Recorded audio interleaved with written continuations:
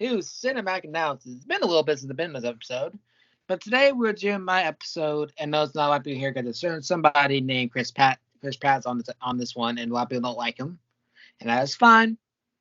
But I totally understand. It's my pick because of Drax and just the whole story in general. We get to that in a moment. But let's introduce perfect attendance, Blockhead, Minecraft kid. I don't know the fuck to call it. I know it for like 3+ years. So, Jason Bailey. I guess you can add the bike riding man here to that too. But hey, welcome to Cinematic Analysis. We're gonna review Guardians of the Galaxy Volume 1, if I'm correct. Mm-hmm. All right. I know it's just two people here. This is probably the first ever two people's episode for Cinematic Analysis, but it's totally fine since I can understand why no one else decided to show up either because of they were busy on a Sunday since it's Easter, by the way. Happy Easter, by the way, guys. It's either that or because of a certain actor that they don't like, which I totally understand. No, I understand too. But I guess me and you could just like at least separate the art from the artist. No, not necessarily that. Just the acting in general. I mean, actors, I guess. So let's get into it, shall we? Let's get to the episode. All right, let's go to the first part of the movie. So in the beginning of the movie, we get to meet Peter, which is Star-Lord, which is probably a side character. So we get to meet Peter and I think his father or grandfather. And we're able to meet his mom. And she was dying of some kind of cancer. Hold on. We forgot to read the plot of the film. Oh, I didn't write it. Hey. I got it. I'll do it. It's fine. You do it. All right. So here's the plot of the film. So in 1998, following his mother's death, a young Peter Quill is abducted from Earth by a group of alien thieves and smugglers called the Ravagers, led by Yondu Adanta. In 2014, on the abandoned planet Morag, Quill steals a mysterious orb, but is attacked by forces of the fanatical Kree. Renegade, Ronan the Accuser, led by Korath. Although Quill escapes with the orb, Yondu discovers his theft and issues a bounty for his capture, while Ronan sends the assassin Gamora after the orb. And I'll leave the plot at that one, so you can keep going. Alright, hold on, give me a moment. Sorry about that. Alright, so hold on, I'm chewing things. So we're able to see things. We are able to meet Peter and his mom, and I believe his father. His mom is dying of some kind of cancer, and before she died, she gave Peter a gift, which had a note in there, which I'll get into in a moment. I know it kind of spoiled it at the end, but we get in a moment. Before she died, and she died shortly after, Peter runs, all emotion, and he creates about it, and then he gets adopted by, the alien things. Then we're able to meet Star-Lord. Then hey plays, and then he dances, and then some kind of like orb pops up, and that's 3 people that try to take it from him. And Star-Lord takes care of them, and he gets chased around, and he threw some of his gadgets at Ronnie's minions and such. And then he is away, but he didn't have the best landing. And then we meet Barrett, which is not a very important character. Then we meet Yondu, and this is what they say, that they argue over the orb, and they'll get the orb or whatever, and if they don't get it, Yondu will kill Peter. So then after that, we're back to part 1. Then we are able to introduce to Thanos, or they mention Thanos in this movie. So Gamora is, living with Thanos and such, killing the family and all that such. So we able to meet Gamora and Nubella, and in order to go to Xander and get the orb, Gamora goes. Then we get introduced to Groot and Rocket Raccoon. Rocket Raccoon, best character. Mm-hmm. Then we get into a fight between Gamora, Groot, Rocket, and Star-Lord. Then they get arrested. Star gets tased, and then somebody hooked on the field one place, which is pretty funny. And then we introduced to Drax, which is played by WWE Hall of Famer Batista. Batista. Yes, well, he does very damn good in this role. And Barham too does good in this role too, but when we got introduced to him, you're gonna see why. So he got introduced, he was about to kill Gamora with a throat slit and such. And he realized that Ronan killed his family. He killed his wife and his children. So he wants his revenge. Mm-hmm. So Thanos now wants the orb. So Rod breaks out, and Groot and the others will take out the guards out. They try to escape, and more guards come in, and then Rocket turns on. I don't know what it's time. Turns off the gravity and get the fuck out of there. Start off fights up people. P and Colada plays. They go to this place called Nowhere, I believe. And then we got an animal fight in this thing, and then let's just say Star-Lord and Groot were very bonding in this movie.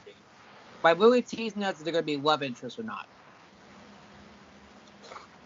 And then we get the orb, and the orb, exploded and such, and then Carnita died. And Carnita's introduced in part 2. So, actually, you know what? Jason, you have anything to part 1 and 2? So this is pretty much like the introduction part of the movie. And you know what? I think it was pretty decent. It's cool that Batista was featured in this movie.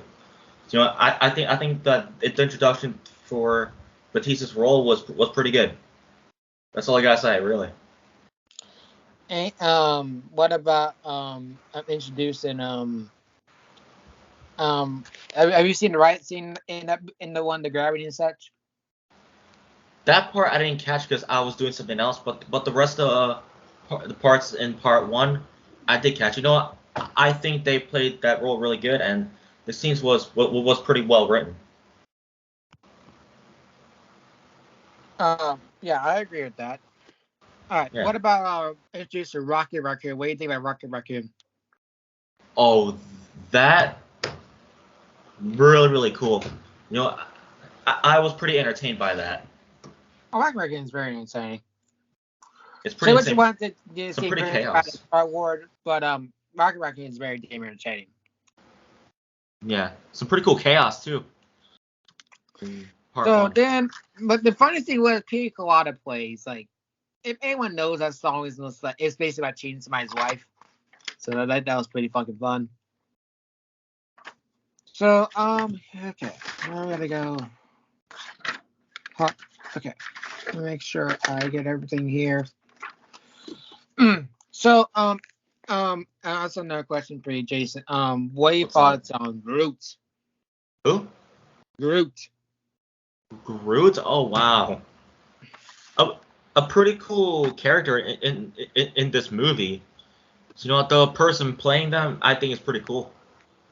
So you know what? One of the cool characters in Guardians of the Galaxy. All right, so then we get Drax versus Rona, and Drax, they're fighting each other. Drax cannot beat Rona, and trying to avenge his family. He gets in this rage, and then nothing will really work for him in that scene. So he gets knocked down, gets to some kind of pull and such, get drowned. And then the rest of the game tried to escape from what happened, trying to escape from this. I also meant to mention in part 2 that they got arrested, and they also went to jail for a while. And we get introduced, and then Drax gets introduced to all the gang, and this is how all the gang started. Gotta mention that. So the gang tries to escape while Rona beats Drax, and Gamora is frozen because outside. So, Rocket's like, no, why are you doing this shit? You're gonna die in a couple seconds. Oh. And then The Star Wars saves on Gamora from that, and then they get kidnapped by what's his fucking face? Gotta find him again. Shit. This is why I wish I had the characters and such. Fuck. What's his name? Yondu. They kidnapped by Yondu and everybody said you need to get the Star Wars, it's gonna kill you. And so, we're getting that in a moment. So part 3 happens, Ranu gets the orb. Ranu, of all people, gets the orb. Oh. So, now he wants to use for himself to kill Thanos. Which is not smart. Not very smart. If you know Thanos, he gets all those stones, you're dead. You're dead. You're screwed. No one can beat Thanos unless you're Iron Man. But we're not going to get Oh, yeah. But, so, then after that, they got kidnapped and such. And then after that, we get, like, grieving and seeing we're all of them, ready for this kill. And then they say, if I die. And Drax really said, if I get killed in my final moments, I will reunite with my wife and children. And after that, this is gonna be a very short episode. Then after that, what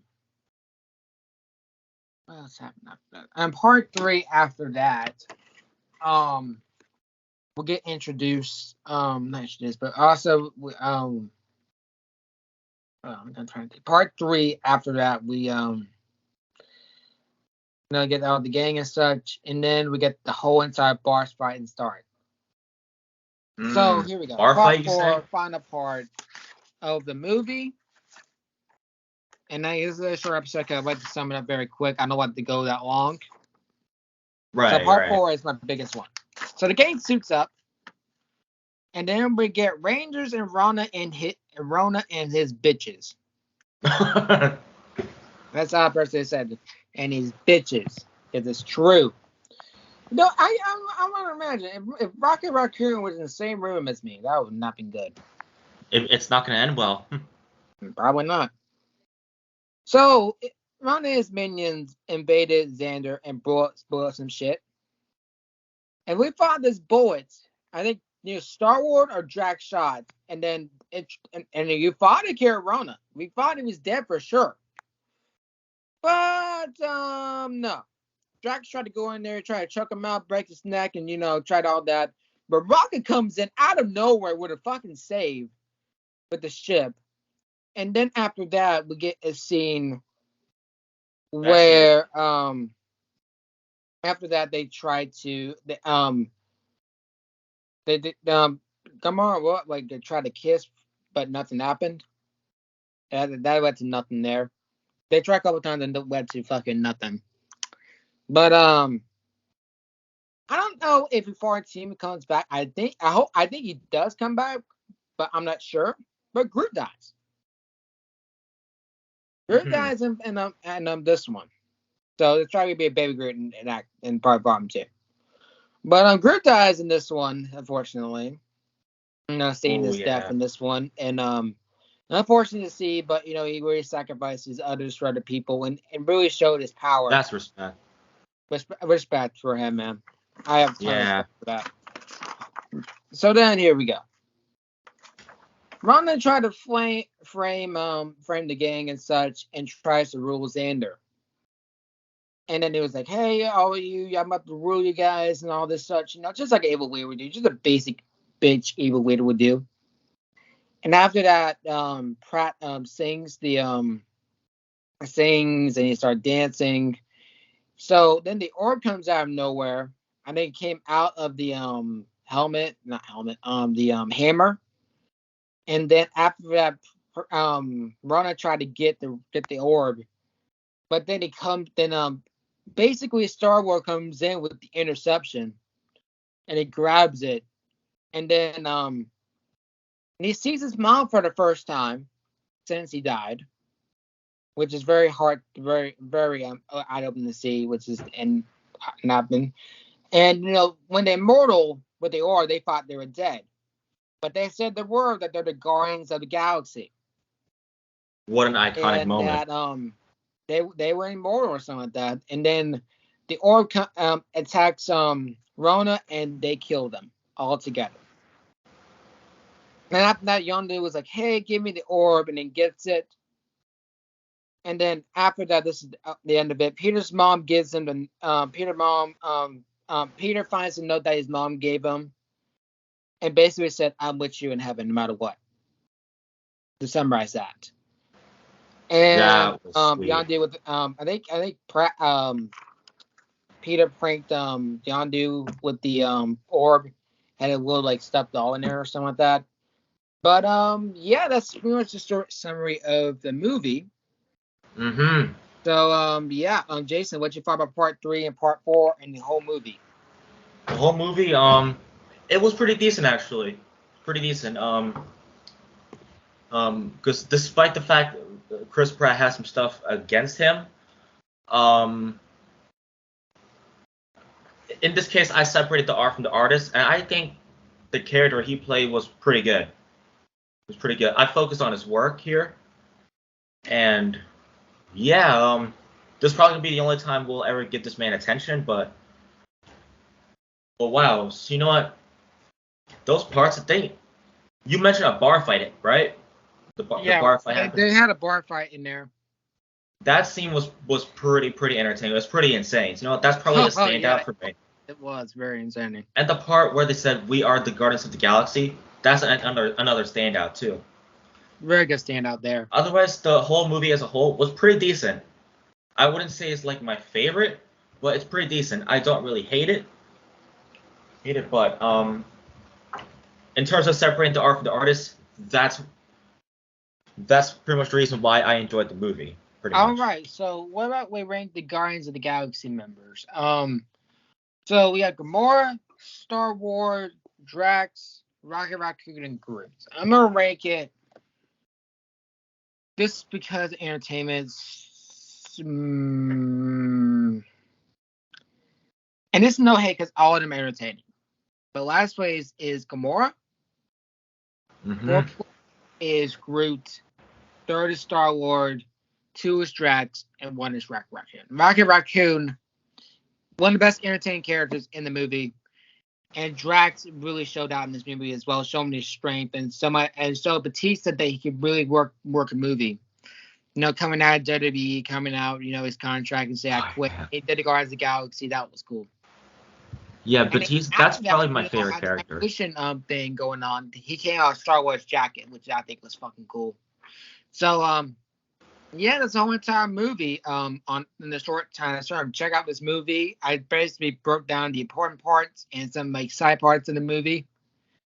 And that you know, Jason pretty much summary. So it's not really much to talk about. It's not like Spider-Man or Spider-Man and such, and you know, Iron Man and all that movies. But yeah, that's spreading those parts, and now I'm gonna rate this movie. Wait, so before that, let's give it a thumbs up if we would recommend it or not. Thumbs up or thumbs down? Thumbs up, thumbs down if you recommend it. 1, 2, 3.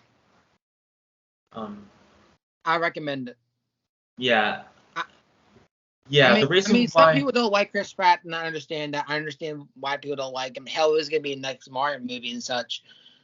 But near from him and other people, I think that the whole entire movie was good with him in there, and introduced a whole entire gang to it.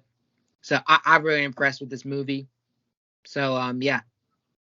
Yeah, it's pretty solid movie. The reason why I give it a thumbs up, basically if you're someone who can like separate the art from the artist, and if you don't like Chris Pratt, I totally understand that. But if you can separate the art from the artist and maybe check it out, give it a chance, see if you like it, I would highly suggest that. Like just pretty much focus on his work and his work. I'm not trying to defend him here, but yeah. Despite the fact he's a piece of shit, I think his character, his role in this movie was solid. Yeah, it was solid. It was solid. I mean, he still has some decent liners in there, but I think that sometimes he gets a little too obnoxious sometimes. Yeah.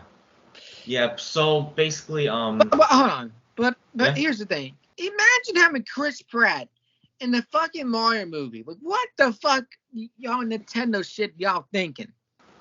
That's like Right. saying, like, if I could be Mario, I don't have the hair of Mario. I don't have the, the looks for that shit. Like, seriously. Y'all picked him for that. Man, this is why Nintendo can have print any relevance in Mario series since I don't even fucking know when. So yeah, this pretty much the only time we'll give Chris Pratt attention here. Yeah, because he don't deserve any. He don't serve any. So yeah, that's all I have to say really. But yeah. But what about Okay, so what about I'm gonna get thoughts on the actors and the acting in general. So what about, as we talk about Star Wars? What about Drax? A pretty solid one. Pretty solid one. I love Drax in there. He's one of the entertaining characters, and I think that he's really good in this movie. So yeah, bye. But anyways, after that, we get introduced. I really I not fall in love with him. Gonna be a little too gay.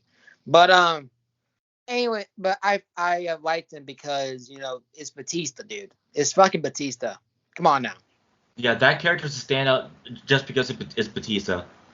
He wore cologne. Okay, I'm kidding. Yeah. Anyways, Gamora. Gamora, another solid actor here. I think the role was pretty good.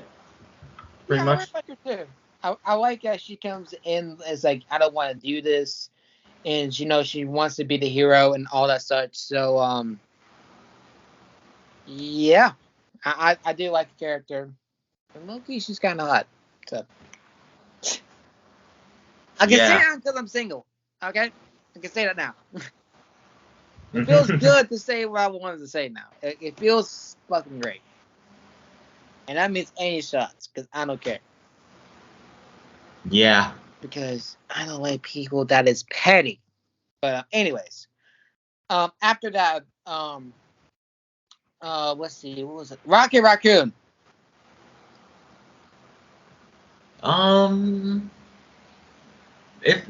They're okay, really. That's all I'm gonna say. He's the best character for me. Yeah. And this all okay. Oh, Groot. I forgot about Groot. Groot. Just like they forgot him, but anyways. Groot. I don't know. I mean, pretty much the only standout to me was Batista's role. Yeah. Star-Lord. I mean, they're all solid role, but now let's get into the ratings. I know it was a short episode, but again, we had a lot of people to talk about, so this is a short episode. But yeah. Get to the ratings. Jason, what do you rate it? I'm gonna give this like an 8 out of 10, really, because there isn't really much to talk about from this movie, but it's decent, at least. Yes. For me, I'm gonna give it a 9 out of 10. Here's the reason why. I think from the first time I watched this, again, my rating could change. But when I first watched it, I was very entertained. I was hooked on for the whole entire thing, and I really liked the characters in this movie.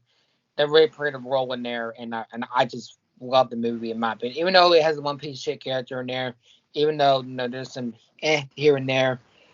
Even though the beginning was kind of messy a little bit, but near from that, I think was overall a great movie, and I think that it's recommended to watch for anyone in the Marvel and Guardians of the Galaxy fans that want to watch this again.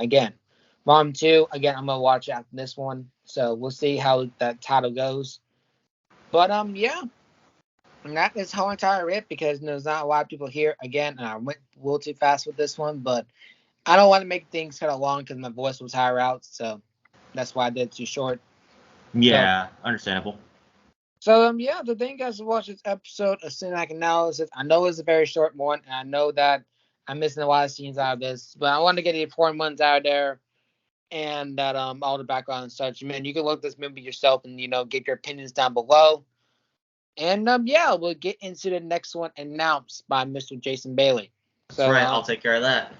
All right, Jason Bailey. So thank you guys for watching this episode of Cinematic Analysis. We hope you all enjoyed our review of Guardians of the Galaxy Volume 1, despite the fact that there's one asshole in there, which we're not gonna mention ever again on this podcast. This episode will pretty much be the only time his name will ever be mentioned. So going forward, his name will be banned. So yeah, so you can subscribe here and to the Moshcast and the Crash Room Wrestling Podcast, where you can catch me and Lucas there. This is probably the first time we've done a 2-people episode on this podcast, and probably the shortest one we've ever done, which I can totally understand why.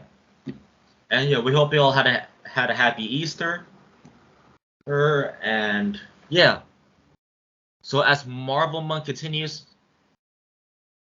next episode will pretty much be the final one of this month, and we're gonna end it off on a big note. Pretty much most of us on this podcast saw this movie. That would not me because I'm just an outsider. And then at least it's out on digital right now. So next episode, to cap off Marvel Month, we're gonna review Spider-Man: No Way Home. Yeah, I can't find my way home. Fuck me. Which is pretty much one of the best Spider-Man movies out there, and yeah, I cannot wait to review that. And then according to Josh, he's gonna have a special guest on too. I know sadly he wasn't here today because he's watching Morbius, and then I wish he was here so he can announce it himself. But yeah, expect a guest to be on, and Josh will keep you all updated with that. So yeah, and shout out to Josh and his buddy he's gonna have on. And shout out to all the other people in the podcast and such. Yeah, and we want to shout out everybody else, and yeah, thank you for watching, everybody. We'll see you for No Way Home. All right. I'm gonna do my outro. Thank you guys for watching this episode back analysis. No, it's a very short episode, but again, I just want to make it very short and very, very summarizable. Hopefully, I hope that's the word too. But yeah, hope you guys enjoyed this episode, this short episode. I know our episodes are very long, so it's pretty much good to have a short episode with this one. So yeah, you can follow me at Lucas.attention336. And also, I think my Snapchat is Lucas_Rainmaker. Again, you can add me, we can talk, with all that such. And yeah, what I was to say, check out again Josh's Twitch, Maddie's Twitch. All the other Twitches down below, and yeah, so support one another. And I'm gonna get this message out to the day, my word of the day. My word of the day is that I'm hoping this good. I'm probably gonna record this and post this. You can't love yourself. You can't love others. You can't love others. Where you can't love yourself. Love yourself first before you love others. And that if you really feel like this person is the one for you, my best advice is, have this conversation is really try to be there at the lowest, as AJ said, and the Moshcast. And all that such. Again, if y'all find that's all good and available. My best quote is to all those people that dealing with, depression and self-harm and all this type of stuff. It will get better. You're not alone in this situation. Again, communicate with other people like us. Again, we're here at Cinematic Analysis. We are here to help you with mental health because mental health matters and mental health is absolutely there no matter what. And just know that I'm gonna say from the late great Razor Ramon, bad times don't last, and dreams do come true. But my best advice is to write a journal. Write how you feeling. Write what you want to do. Write what you feel excited about the week. And really take opportunities of yourself and take opportunities of like doing things and take opportunities of, being the greatest person that you can be. Hard times like this will make you a better person no matter what. And remember, you're not perfect. We are all human and we are not meant to be perfect. Again, this is Easter. I know a lot of people don't believe in God and such, but this is what I believe. God made us here for a reason, made us here for a reason to make a big impact on others. And we are made for a reason to be different, not all the same. So that's all I'm gonna say about that. I hope Mola speech helps you guys out. I'm gonna do this a little bit more because I know a lot of people struggle with mental health, and so does myself and other people as well. Yeah, man. So yeah, we'll see about that. We will see you guys from No Way Home for Spider-Man. That is me. That is Blockhead Jason, and we will see you for No Way Home. I love you guys. See you for No Way Home. Be safe and always love yourself. Happy Easter, everybody. Happy Easter.